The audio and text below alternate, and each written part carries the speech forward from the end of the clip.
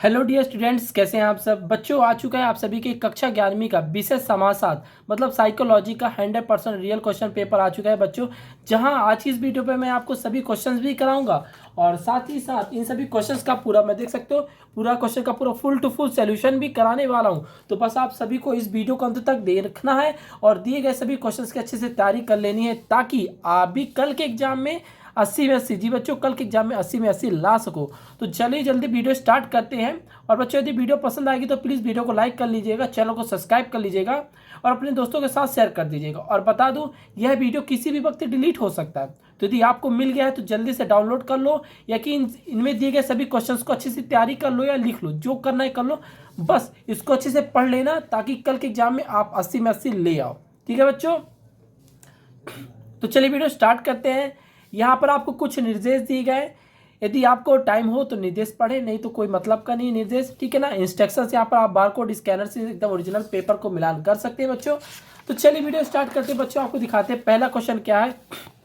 पहला क्वेश्चन आता है आपका, सही विकल्प चुनकर लिखिए। पहला है एसे ऑन पॉपुलेशन पुस्तक के लेखक कौन है। तो आपको बताना है बच्चों, एसे ऑन पॉपुलेशन पुस्तक के लेखक कौन है। तो पहला है किंगसले डेविस, दूसरा है रॉबर्ट मलयस, तीसरा है डॉटली किर्क और चौथा है मैक्स वेबर। तो आप लगाओ कि ऑप्शन नंबर बा रॉबर्ट मलयास इसका राइट आंसर हो जाएगा। ओके बच्चों, नेक्स्ट है घोराई एक आदिवासी बाजार किस राज्य से संबंधित है। ऑप्शन दिया है मध्य प्रदेश, राजस्थान, छत्तीसगढ़ या उड़ीसा। तो आप बताओगे कि जो घोराई एक आदिवासी बाजार है वह उड़ीसा से संबंधित है। किससे बच्चों? उड़ीसा से संबंधित है।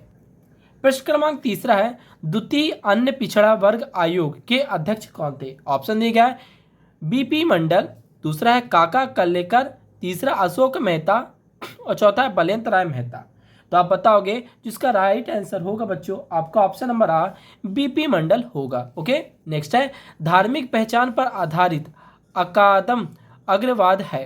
ऑप्शन दिए गए धर्मनिरपेक्षता, राष्ट्रीयता, नागरिकता या सांप्रदायिकता। तो आप बताओगे ऑप्शन नंबर डी सांप्रदायिकता इसका राइट आंसर हो जाएगा। ओके, नेक्स्ट है औद्योगिकरण से गुजरने वाला पहला समाज है। बताना है कि ब्रिटेन है, अमेरिका, भारत या चीन। तो आप बताओगे इसका जो सही उत्तर होगा ऑप्शन नंबर आ ब्रिटेन हो जाएगा। ठीक है, नेक्स्ट है किसे लोकतंत्र का पहरेदार कहा जाता है। ऑप्शन है लोकसभा, दूसरा सेना, थर्ड है मास मीडिया और चौथा है स्वस्थ प्रशासन। ठीक है, तो आप इसका सही उत्तर होगा ऑप्शन नंबर सा मास मीडिया इसका हो जाएगा, जिसे लोकतंत्र का पहरेदार कहा जाता है।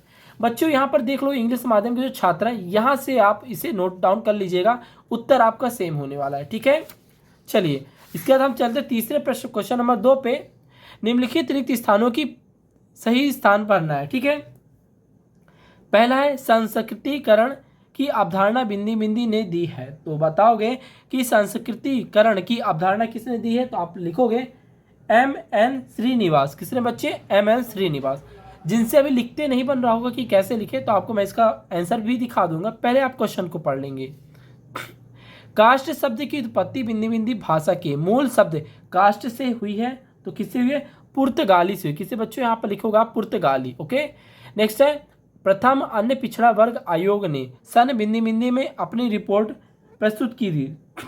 आप बताओगे 30 मार्च 1955 इसका सही उत्तर हो जाएगा। ओके, नेक्स्ट है ऑन लिबर्टी लेख द्वारा लिखा गया है। तो किससे लिखा गया है? तो आप बताओगे इसे लिखने वाला कौन है बच्चा? तो आप लिखोगे जॉन स्टुअर्ट मिल। क्या होगा बच्चों? जॉन स्टुअर्ट मिल होगा। ठीक है, नेक्स्ट है ग्रामीण समाज में बिंदी बिंदी की जीविका का महत्वपूर्ण साधन है। तो आप बताओगे कि ग्रामीण समाज में कृषि योग भूमि का यहाँ पर हो जाएगा उत्तर। ठीक है, अगला है भारत का सर्वप्रथम राज्य नियंत्रित टीवी चैनल है।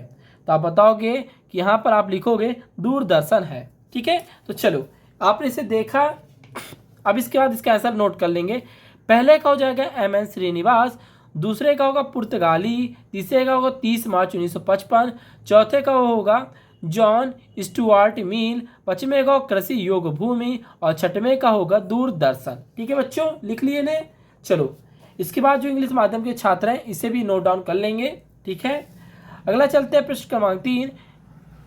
निम्नलिखित कथनों में से सत्य अथवा सत्य कथन छाट कर लिखिए। पहला है संस्कृतिकरण में संरचनात्मक परिवर्तन होता है, तो आप बताओगे कि परिवर्तन तो होता है, तो आप लगा दोगे इसका उत्तर सत्य। ठीक है।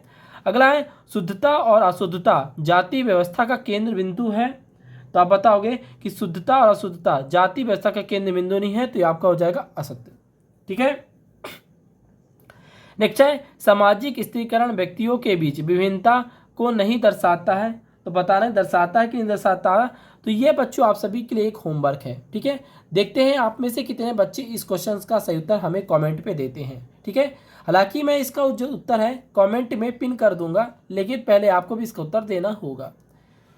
नेक्स्ट है प्रदत्त पहचान और सामुदायिक भावन सर्वव्यापी होती है, तो आप बताओगे होती है, तो आप बता दोगे इसका उत्तर सत्य। नेक्स्ट है समुदाय की पहचान अर्जित योग्यता या उपलब्धि पर होती है, तो आप बताओगे कि यह नहीं होती, तो आप लगा दोगे इसका उत्तर असत्य। अगला है बच्चों दलित आंदोलन जाति आधारित आंदोलन है, तो आप बताओगे कि जो दलित आंदोलन है जाति आधारित आंदोलन नहीं है, तो आप लगाओगे इसका उत्तर क्या असत्य। ठीक है, इसके बाद बच्चों आता है इंग्लिश माध्यम के छात्रों का प्रश्न। तो यहाँ से इंग्लिश माध्यम के जो छात्र छात्राएं हैं इसे नोट डाउन कर लेंगे, बाकी उत्तर भी आपका सेम होने वाला है। ठीक है, इसके बाद बच्चों आता है आपका प्रश्न क्रमांक 4, जहां पर आपसे पूछा गया है, यहां पर आपको 7 नंबर मिलने वाले हैं। इसमें पूछा गया है निम्नलिखित जोड़ियों का सही मिलान कर लिखिए। पहला है सत्य शोधक समाज, तो सत्य शोधक समाज क्या हो जाएगा बच्चों आपका, तो आप बताओगे ज्योतिराव फुले, तो पहला का आप इसे नोट कर लेंगे। दूसरा है द वेल्थ ऑफ नेशन, तो द वेल्थ ऑफ नेशन कौन है बच्चों, एटम स्मिथ, कौन होगा एटम स्मिथ, इसका सही उत्तर हो जाएगा। नेक्स्ट है अलगाय, तो बच्चों ये अलगाय और हरिजन ये भी आप सभी को बताना है। ठीक है ना। नेक्स्ट है आकाशवाणी और विविध भारती का विलय कब हुआ था, तो आप बताओगे कब हुआ था बच्चों 1957। ठीक है, तो आप लगा लोगे उसको उत्तर ये पचमा का हो जाएगा आपका ये। ठीक है, नेक्स्ट है बम्बई टेक्सटाइल मिल हड़ताल कब हुई थी, तो आप बताओगे 1982 में हुई थी, तो आपका छठवें का उत्तर हो जाएगा। ठीक है, अब बताना है बच्चों प्रबल जाति कौन सी है, तो कार्ल मार्क्स प्रबल जाति में आप लिख सकते हैं। ठीक है, इसके बाद बच्चों ये इंग्लिश माध्यम के छात्र हैं, इसे नोट डाउन करते चलेंगे। इसके बाद आता है बच्चों प्रश्न क्रमांक 5, निम्नलिखित प्रश्नों के उत्तर एक शब्द एक वाक्य में लिखिए। पहला है भारत में वाणिज्यिक मोबाइल सेवाएं किस वर्ष प्रारंभ हुई थी, तो आप बताओगे कि भारत में वाणिज्यिक मोबाइल सेवाएं 1995, चलिए हम लिख देते हैं 1995। लेकिन आप दिक्कत मत लीजिए, अभी मैं आपको पहले पूरा क्वेश्चन बताऊंगा, इसके बाद मैं इसका आंसर दे दूंगा एक साथ, तो आप उसे लिख लीजिएगा। नेक्स्ट है ऑन क्वाइट बुट्स पुस्तक के लेखक का नाम क्या है, तो आप लिखोगे रामचंद्रा गुहा। ठीक है, नेक्स्ट है भारत में इंटरनेट का प्रयोग किस दशक में अधिक बढ़ा, तो आप बताओगे कि भारत में इंटरनेट का जो प्रयोग है सन 1800 कौन सा बच्चों 1983 में बढ़ा था। ठीक है, अगला है सार्वजनिक कंपनियों को अपने हिस्से को निजी कंपनियों में बेचने की प्रक्रिया क्या कहलाती है, तो आप इसका उत्तर लिखोगे बच्चों निजीकरण कहलाती है। ओके, नेक्स्ट है बच्चों आपका स्वतंत्र भारत में औपचारिक रूप से वैश्वीकरण की शुरुआत किस वर्ष में हुई थी, तो आप लिखोगे इसका उत्तर 1991 में। कब बच्चों 1991 में हुई थी। ठीक है, अगला है कि संविधान संशोधन में पंचायती राज व्यवस्था की शुरुआत हुई थी, तो आप लिखोगे बच्चों 73वां संविधान संशोधन। कौन सा बच्चों 73वां संविधान संशोधन होगा इसका सही उत्तर। नेक्स्ट है सोशल चेंज इन मर्थन इंडिया पुस्तक के लेखक कौन है, तो आप लिखोगे एन श्रीनिवास। कौन है बच्चों एन श्रीनिवास। तो चलिए अब इसका उत्तर आप सभी को लिख लेंगे। पहले का हो जाएगा आपका 1995 बच्चों, दूसरे का होगा रामचंद्रा गुहा। ठीक है, थर्ड का होगा 1983, चौथे का होगा निजीकरण, पांचवें का होगा 1991, छठवें का होगा 73वां संविधान संशोधन, और सतवें का होगा आपका बच्चा क्या होगा एन श्रीनिवास हो जाएगा। ठीक है, चलिए इसके बाद जो इंग्लिश माध्यम के छात्र हैं इसे यहाँ से नोट कर लेंगे और उत्तर भी आपका सेम होने वाला है। ठीक है बच्चों, अब चलिए यहाँ पर से आपके स्टार्ट होते हैं 2-2 नंबर के 3-3 4-4 नंबर वाले प्रश्न स्टार्ट होते हैं। तो आपको बता दूं पहले मैं इन सभी क्वेश्चंस को कराऊंगा एक साथ में, समझाऊंगा, क्योंकि सभी सेट्स में जो क्वेश्चन है आगे पीछे हैं इसीलिए आप यदि क्वेश्चंस को समझ लेंगे तो एक ही वीडियो के माध्यम से आपके सभी काम हो जाएंगे। ठीक है, तो पहले क्वेश्चंस को सभी कोई समझेंगे, फिर लास्ट में मैं जिस तरह इनका आंसर दिया हूँ विकल्पों का, उसी प्रकार लास्ट में आंसर दे दूंगा, आप उसे एक तरफ से लिख लीजिएगा। तो प्रश्न क्रमांक 6 है, स्त्री पुरुष अनुपात का अर्थ क्या है। देख लीजिए, यहाँ पर से आपको 2-2 नंबर मिलने वाले हैं। अच्छा, पूछा गया जन्म अथवा मृत्यु दर का अर्थ क्या है। तो आपको बताना है स्त्रियों में जो पुरुषों का अनुपात होता है उसको आपको यहाँ पर समझाना है। ठीक है ना। और यहाँ पर जन्म दर और मृत्यु दर का मतलब ये है कि एक साल में जितनी जन्म होते हैं, चाहे मेल हो या फीमेल, और मृत्यु जितनी होती है, उसी को आपको बताना है कि जन्म दर और मृत्यु दर में आपको अर्थ बताना है। ठीक है। प्रश्न क्रमांक 7 है, प्रबल जाति की परिभाषा लिखिए। यह भी 2 नंबर का प्रश्न बच्चों। मतलब यहाँ से पूछा गया जो प्रबल जाति हो, जो जाति की संख्या सबसे अधिक होती है, उसे हम प्रबल जाति कहते हैं, तो उसे अपनी भाषा में लिखना है आपको। ठीक है ना। अथवा में पूछा गया सत्य शोधक समाज की स्थापना के 2 उद्देश्य लिखिए। देखिए, सत्य शोधक जो समाज थी ना, उनकी स्थापना हुई थी, पर वो ऐसे क्या कारण थे जिनके कारण उनकी स्थापना की गई, तो आपको ऐसे 2 इनके रीजंस को लिखना है। ठीक है। अगला है बच्चों प्रश्न क्रमांक 8, संस्कृतिकरण क्या है लिखिए। अथवा मूल और विस्तृत परिवार में कोई 2 अंतर आपको लिखना है बच्चों। ठीक है। नेक्स्ट है बच्चों प्रश्न क्रमांक 9, सामाजिक स्त्रीकरण से क्या अभिप्राय है। आपको यह प्रश्न 2 नंबर का मिलने वाला है उत्तर इसका। ठीक है ना। तो आपको बताना सामाजिक स्त्रीकरण से आपको क्या मतलब आपको इसे परिभाषा लिखनी है बच्चों। ठीक है। नेक्स्ट है बच्चों उसी का, अथवा पूर्व ग्रह से क्या तात्पर्य। देखिए, पूर्व ग्रह आपको बताना है, उसका परिभाषा आपको लिखना है। ठीक है ना। नेक्स्ट है सांप्रदायिकता की परिभाषा लिखिए। इसके लिए आपको यहाँ पर 2 नंबर मिलने वाले हैं बच्चों। तो आपको बताना सांप्रदायिकता किसे कहते हैं, उसकी आपको परिभाषा यहाँ पर लिखना है। ठीक है। अगला है बच्चों, अथवा में पूछा गया है क्षेत्रवाद से क्या आता है। देखिए, क्षेत्रवाद का यहाँ पर आपको परिभाषा लिखना होगा। ठीक है। प्रश्न क्रमांक 11 में पूछा गया बच्चों सांस्कृतिक परिवर्तन क्या है। इसके लिए आपको 2 नंबर मिलने वाले हैं। अथवा में पथ निरपेक्षता क्या है। ठीक है ना। इसमें आपको सभी में इतने में टोटल में आपको परिभाषा लिखते चलना है बच्चों। ठीक है। प्रश्न क्रमांक 12 में पूछा गया आपसे गठबंधन सरकार के कोई 2 लाभ लिखिए। इसके लिए आपके यहाँ पर 2 नंबर मिलने वाले हैं। तो आपको बताना कि गठबंधन सरकार जो बनती है, उनके गठबंधन सरकारों का जो गठबंधन होता है उसमें से आप क्या क्या लाभ होते हैं, उन लाभों में आपको कोई 2 लाभ को लिखना है बच्चों। ठीक है। अथवा में पूछा गया भारतीय लोकतंत्र की प्रमुख 2 विशेषताएं लिखिए। देखिए, लोकतंत्र तो होती है, ठीक है, आप सभी को जानते हैं लोकतंत्र, तो भारतीय लोकतंत्र की आपको उनकी 2 विशेषताओं को यहाँ पर आपको लिखना होगा। ठीक है। इसके बाद आता है बच्चों प्रश्न क्रमांक 13, जहाँ पर आपसे पूछा गया भारत में भूमि सुधार के कोई 2 संरचनात्मक परिणाम लिखिए। अथवा में पूछा गया है ग्रामीण समुदाय के कोई 2 प्रमुख विशेषताएं लिखिए। इसके लिए आपको 2 नंबर मिलने वाला है बच्चों। ठीक है ना। कि ग्रामीण समुदाय में की जो ग्रामीण में समुदाय होते हैं उनकी 2 विशेषताएं आपको लिखनी है। ओके। नेक्स्ट है बच्चों प्रश्न क्रमांक 14, पूछा गया है प्रतिदानात्मक आंदोलन क्या है। देखिए, यहाँ पर आपसे प्रतिदानात्मक आंदोलन के बारे में पूछा गया तो लिख देंगे। अथवा में परिस्थितिकाएं आंदोलन किसे कहते हैं, इसमें भी आपको इसका परिभाषा लिखना है। ठीक है ना। इसके लिए भी आपके यहाँ पर 2 नंबर मिलने वाले हैं छात्रों। ठीक है।